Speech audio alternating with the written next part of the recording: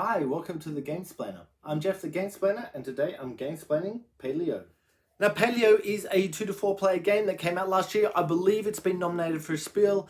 I haven't followed up on seeing how that's going, or I don't even know when that's happening, to be honest with you, right at this point in time.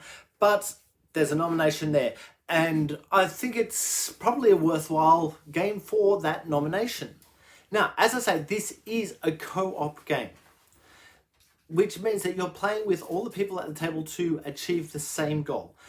And the way the game plays is you have cards, and you are not looking at those cards, but you will draw 3 cards, I believe it is, from the deck, then play one of them, returning the other two cards to the deck.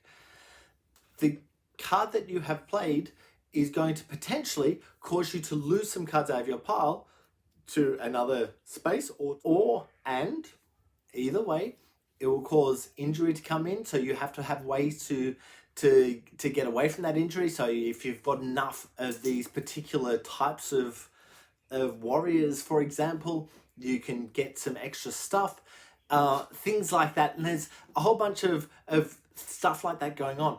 When you get to the end of your deck, so you've played through the entire deck, you're then having to spend food, and I believe it's a campsite or something to that effect, a tent, and stuff like that, to be able to survive. If you can't do that, take an injury. Each of the cards that you have a certain number of injuries on them. Once you've used up all the injuries on a card, that card is dead. A death token goes over. There are some cards that will give you I believe it's a piece of art. So a stone drawing, painting of a mammoth. And the whole idea of the game is, once you get all 5 of those stone drawings, you have won the game. If you have 5 death tokens, however, you have lost the game. And what happens over here with these cards is that once you've worked through the pile, that stuff happens.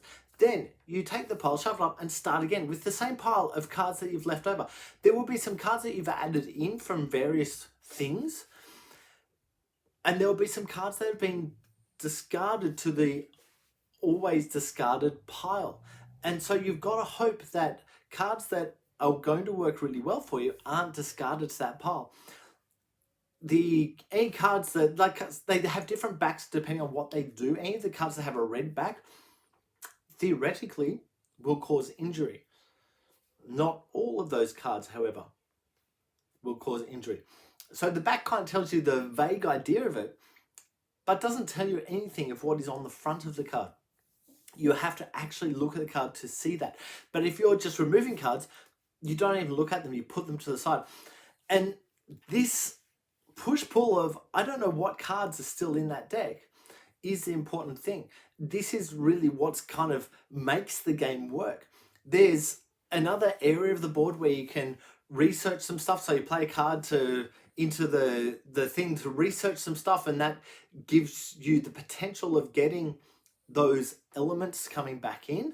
And those elements can do some extra stuff for you, or they can be extra attacks for you. I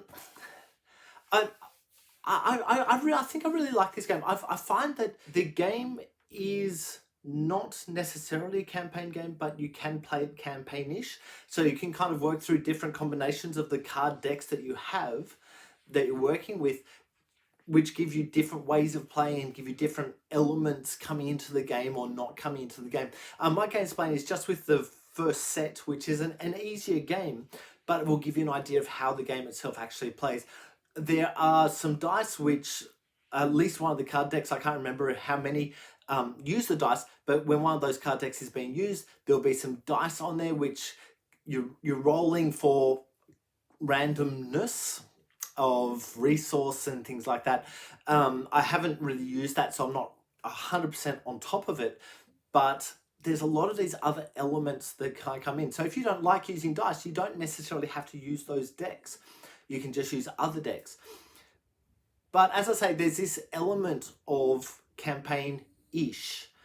that you can kind of go on, which you just follow it through and play this version and this version and this version and this version. And it's going to be a different game each time you play it, or a slightly different feel in the game, even though you're kind of using the same ideas of the game.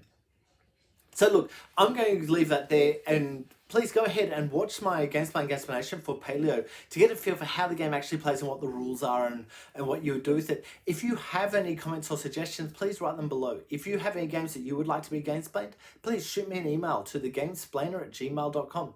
Follow me on Instagram and Twitter @thegamesplainer to keep up to date with the games I'm playing. Subscribe to my videos to keep up to date with the games that I'm gamesplaining. And until next time, enjoy gaming.